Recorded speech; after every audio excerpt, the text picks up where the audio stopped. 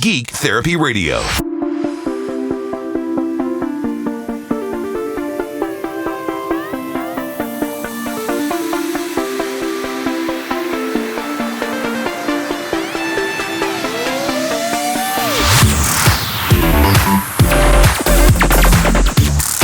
Welcome to the Geek Therapy Radio podcast. Got your mental curator, Johnny Hamburger. I checked the podcast last night, and for some reason, there was no intro or outro or bump music, and it sounded like my voice wasn't normalized and limited, like it wasn't mastered like I usually do. I don't know why that happens. I've adjusted the settings on Cakewalk Sonar, and it only appears to happen on my laptop.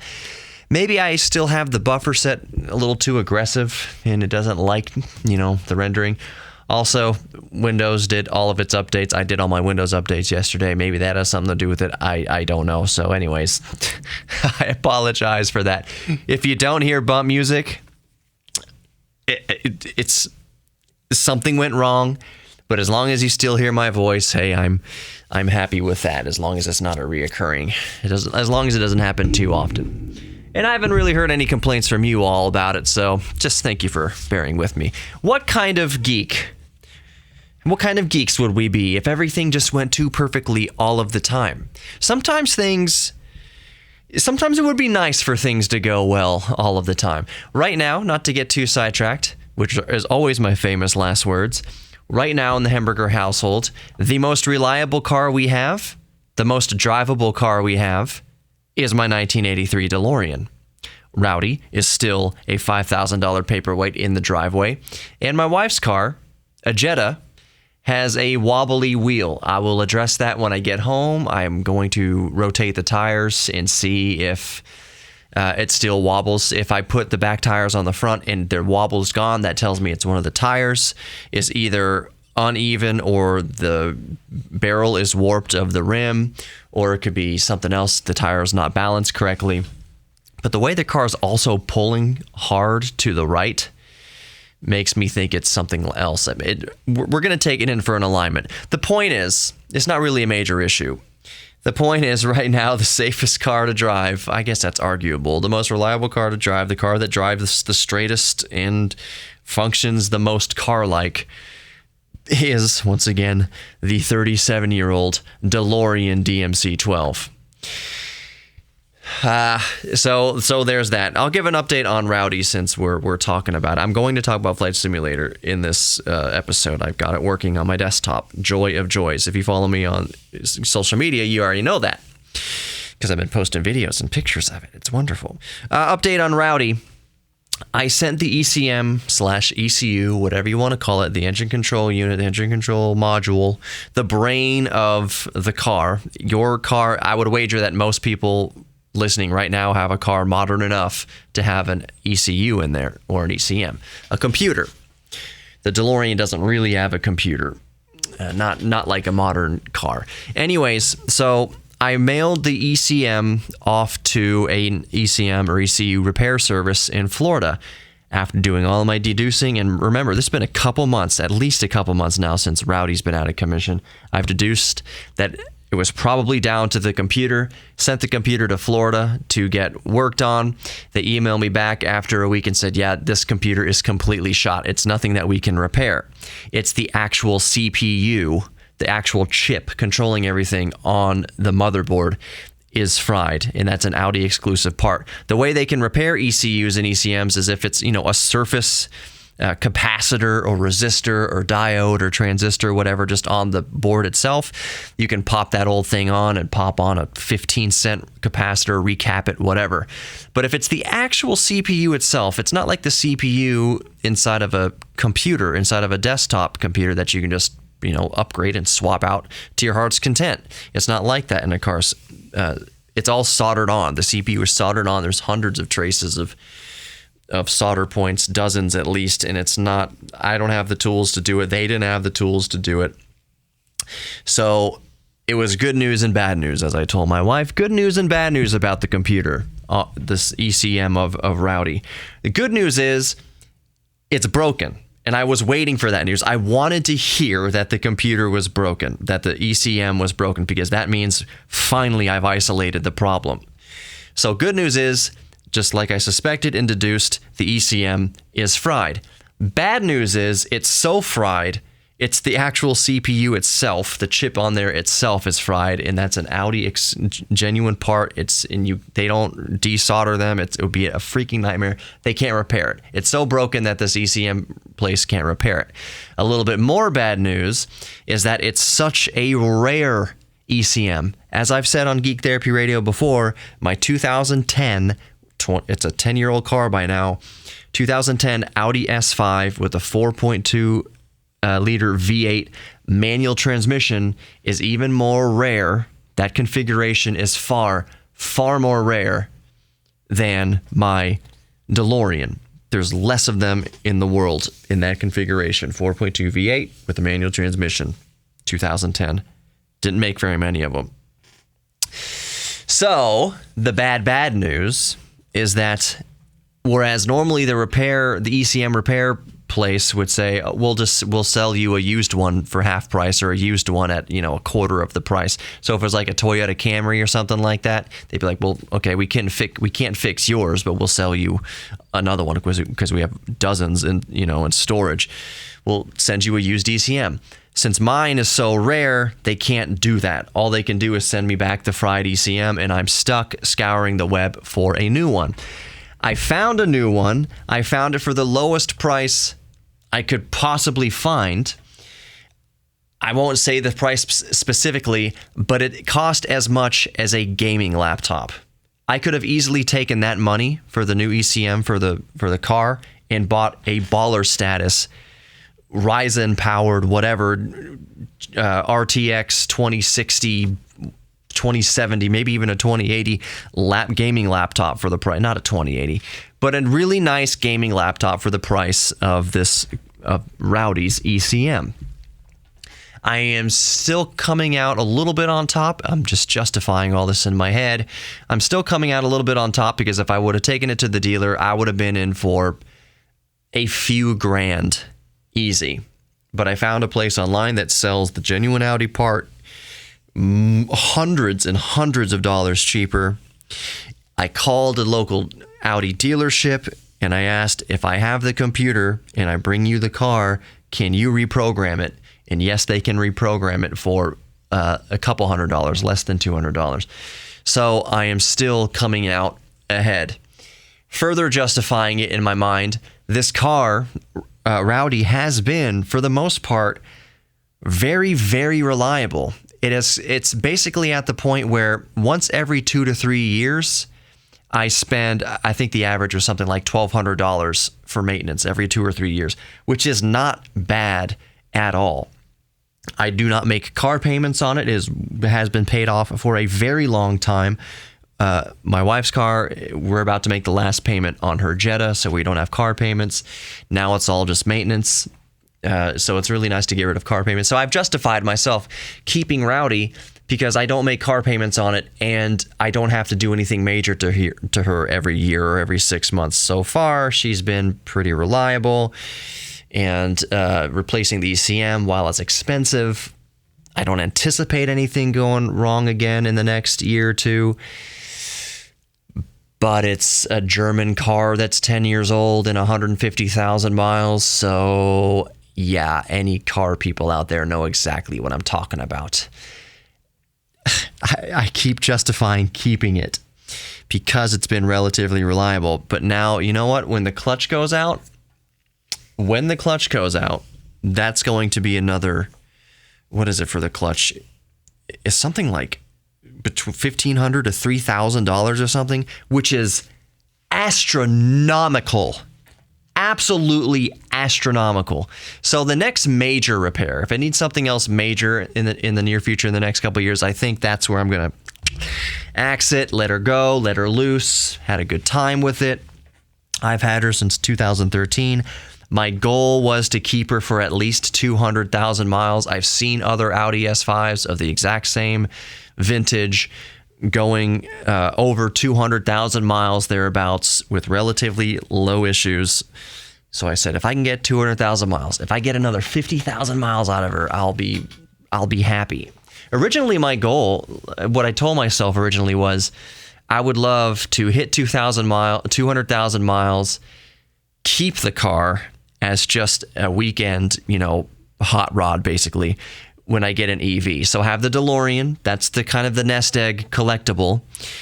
Keep Rowdy when she's at 200,000 miles, and I at that point only put 1,000 miles on her a year. Just take her out on the weekends for a little hot rod fun, and then have my normal everyday EV.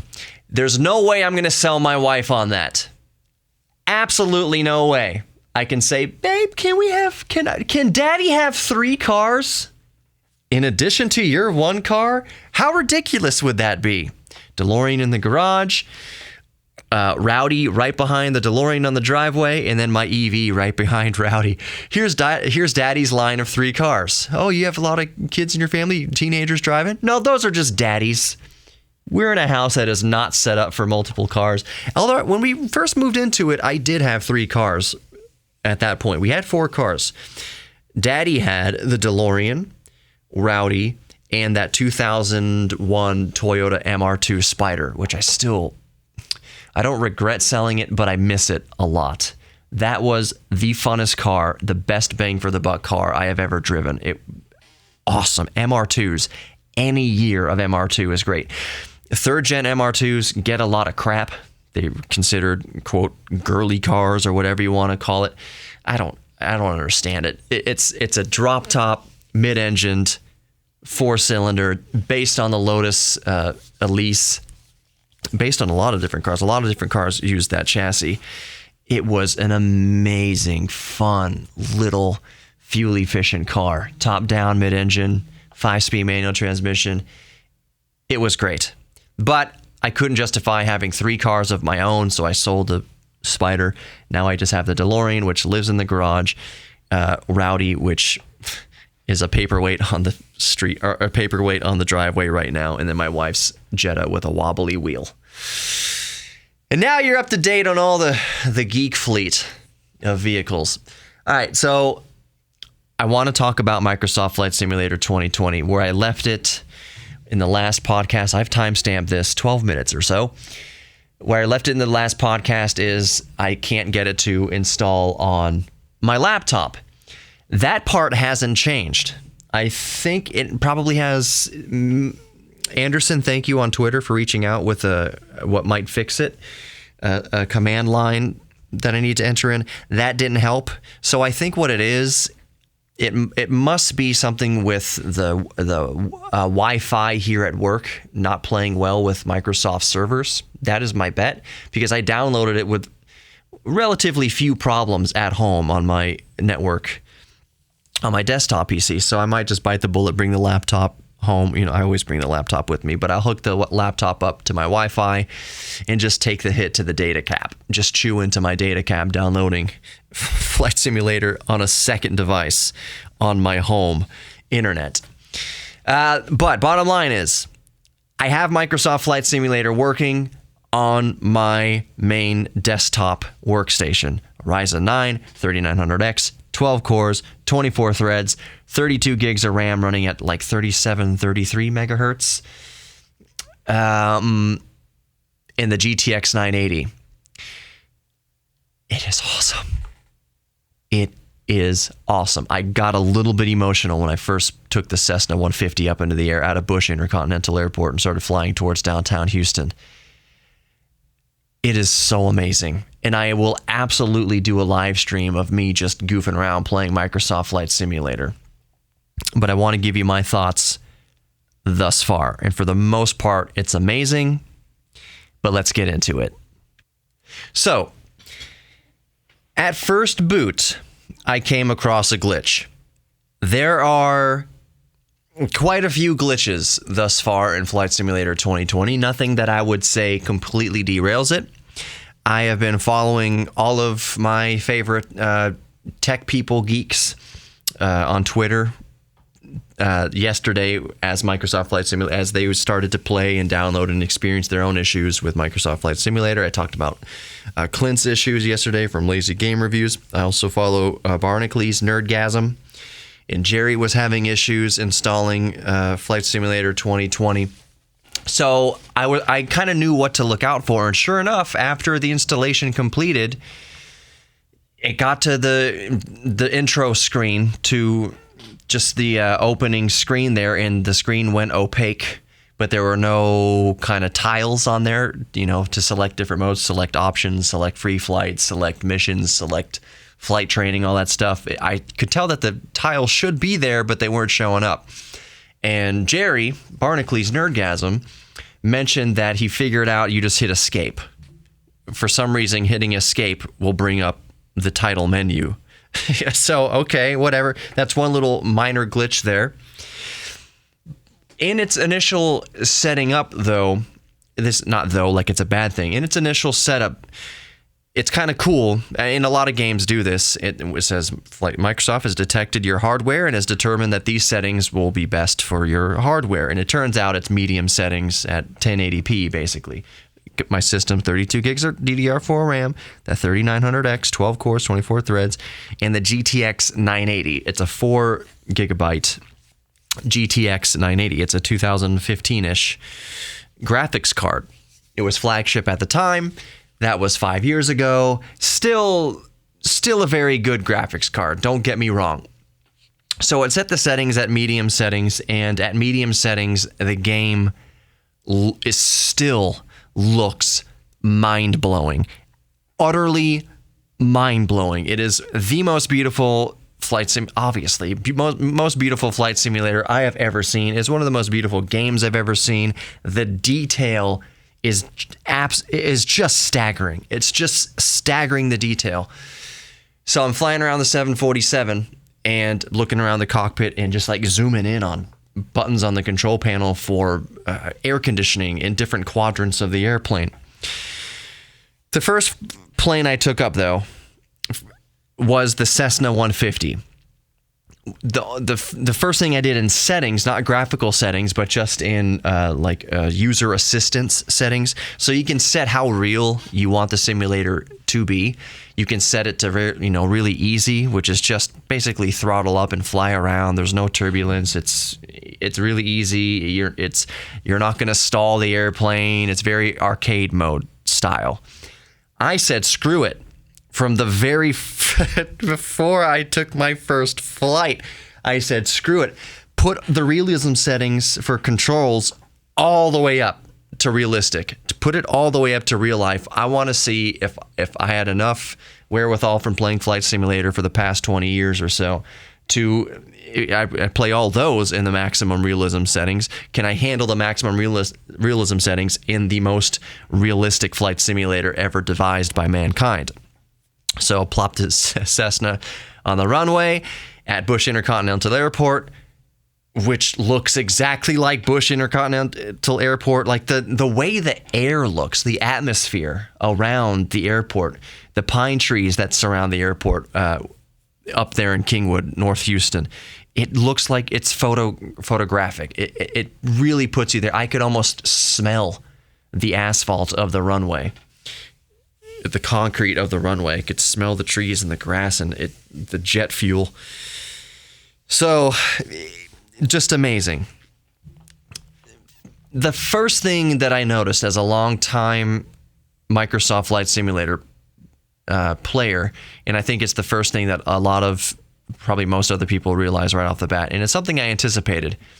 The controls, the keyboard and mouse controls are nowhere even close to, I guess I'll call them legacy Microsoft Flight Simulators. So what I was expecting was the default control to be you press period to release the parking brake, you press F4 just to go to maximum throttle, and you use the keyboard arrows, the arrow keys, to control your pitch and your attitude and all that. That's not the way it was. It is located more onto the number pad. So pressing, 8 is, nose down, 2 is nose back, 4 is aileron to the left, right is aileron to the right, turn right, banking left and right. And then your rudders by default on the number pad is 0 and enter is your rudder. And it totally makes sense. I'm not saying that the controls are different in a bad way, because that's kind of tough to say. It's a keyboard. They're just different, and it's a learning curve. Plus, you can remap the controls any way you want, and that's probably what I'm going to do. I'm going to take the basic controls that I know the best from legacy flight simulators and put them and remap the controls in Flight Simulator 2020 to that. It's better to use a joystick. It's better to... Xbox controllers work amazing. You can use the rudders, the trigger, the shoulder buttons for rudders. It's awesome. And throttle, it's great. So, for instance, a Flight Simulator 2020 hitting F4 is not maximum throttle. F1 is... I think F1 is minimum throttle. It's kill the throttle, drag it all the way back. But F4 is not maximum throttle. I don't know off the top of my head what F4 is in this game. F3 is increased throttle. F2 is decreased throttle. But F4 is not maximum throttle like it has been in legacy Microsoft Flight Simulators. The flaps are the same. F5 through F8. F5 is minimum flap. F8 is full flaps. And then F6 is reduced flaps. F7 is increased flaps. So that is exactly the same. I can't speak to much more than that right now. I have not spent a whole lot of time with Flight Simulator 2020. Oh, another thing come to my head, another control that's different, is in legacy flight simulators, toggling between cockpit view and exterior view, you press S. In legacy Microsoft Flight Simulators. In Flight Simulator 2020, you toggle between cockpit and exterior view with end. So insert home, page down, page up, delete. End is what toggles cockpit view and exterior view.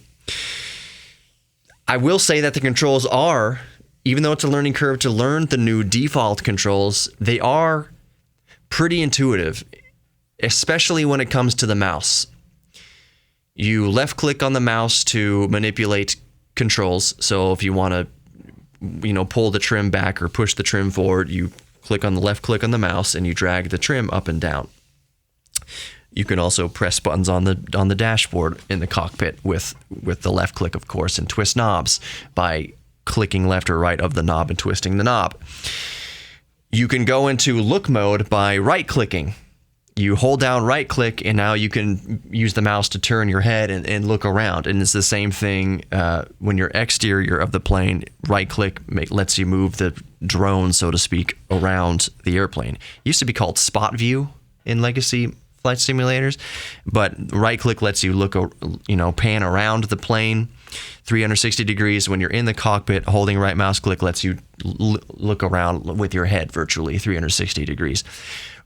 If you middle click on the mouse, if you click the jog wheel of the mouse, that goes into just free look mode. You don't have to hold down right click. You just look around when you middle click.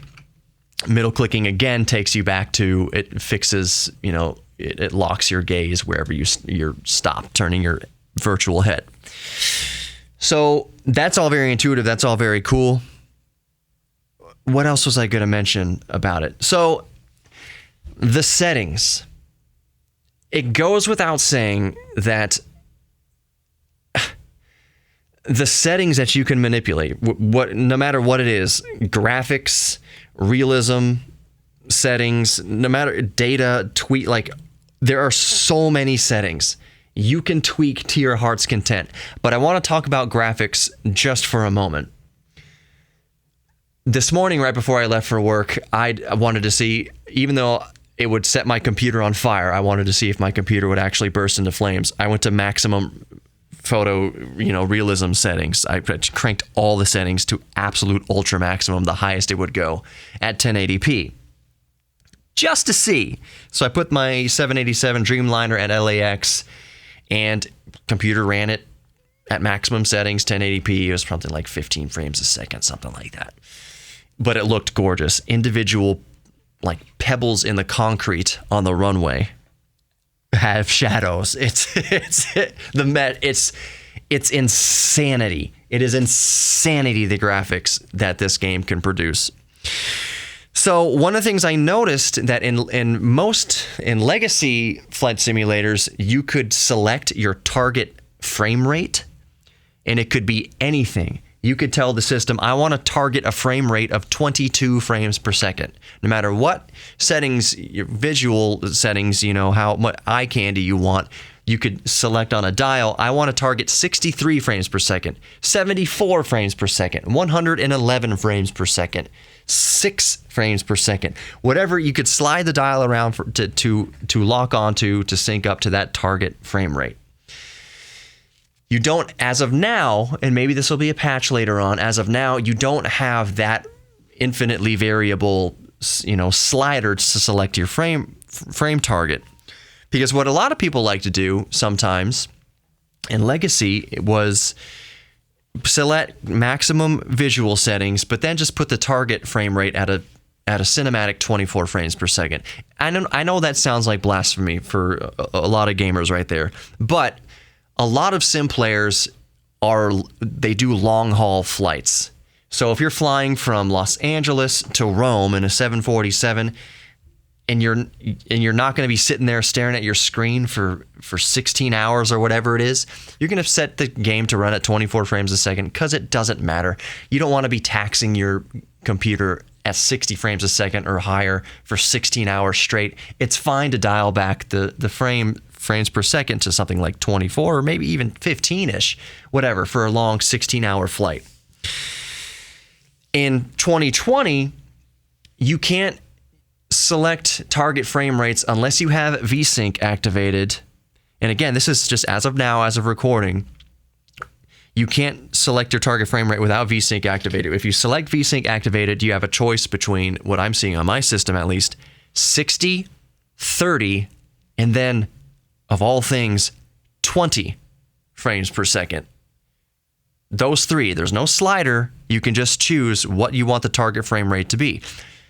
I figured the 20 frames a second, I honestly don't know why it's that number and not like 24 or maybe even 25. But I imagine that really low number is there in case you do want to crank up the visual settings as high as you can possibly make them and then still have something that can actually be serviceable. A frame rate that is serviceable. So if your system runs best at medium settings, you're getting 60, 70 frames per second, but you want to crank it up to high and you just want to, have it at a nice smooth 20 frames per second or 30 frames a second, you can do that. But your choices are limited, 20, 30, or 60 as of right now. My TV is overclocked to 120 native frames per second, but that's not, I don't even think at lowest settings I could crank out 110 frames a second in Flight Simulator 2020. The flying experience. I mentioned that I got the Cessna 150 up in the air and was able out of Bush Intercontinental Airport in North Houston, and I followed 59 South or 69 South to downtown Houston, and I flew over Minute Maid Park, and I flew over the George R. Brown Convention Center and Toyota Center and downtown on the way to the Med Center, and then over, turn right to the Galleria. So it was really fun. The rattles and squeaks in the airplane. So I was able to get the plane off the ground. Remember I mentioned I turned the pilot assist all the way just to maximum reality, as real as it can be. I was able to get the plane off the ground the second time. That's just because the first time I just throttled up, I didn't know where the rudder was. And you need in maximum realism settings, you need the rudder to keep you straight down the center line of the runway. So the first time I just full throttled and the plane pitched hard to the left and crashed immediately. Second time I figured out where the rudders are and I got off the ground. I flew around Houston for probably an hour at least. Cessna 150. That was my experience in the Cessna 150. I wanted to start off with a small plane, not quite the Piper, simple, but Cessna 150. Good time had by me. Next, I decided, I was pretty good with the autopilot in FSX. I wonder if I can still know my way around autopilot in this ultra realistic game and get anything serviceable out of it. Does it operate the same way? So the plane I'm most familiar with out of the bunch with autopilot was the Boeing 747. So I put the Boeing 747 at Bush Intercontinental Airport, set a course for Munich, Germany, München, and set my flaps at 30 degrees or whatever, took off just fine, using the rudder, took off just fine, still maximum pilot realism settings. Got up into a decent climb, retract the gear in, cleaned up the flap arrangement, clean setting, and I'm just climbing. And I was able to figure out the autopilot system. It's a little different than what it is in FSX and other legacy Microsoft flight simulators, but I was able to figure it out decently. I would say that it's probably more realistic. It has to be. I've never actually flown a real 747, obviously. But the autopilot, I could figure it out. I got the climb. The only thing I couldn't get, it's automatically set it's automatically set to GPS mode instead of nav mode. So if you are a Microsoft Flight Simulator fan, you know exactly what I mean by that. If you have your autopilot set to nav mode, you're going to follow the heading, basically. You dial in the heading, 260 degrees. I want to head west, 270 degrees. In a nav mode, it's just you heading hold on 270. When I engage autopilot in the 747 and Flight Simulator 2020, it's like it's defaulted to GPS. If you do approach hold, it will keep you on track with the GPS from your departure to your destination.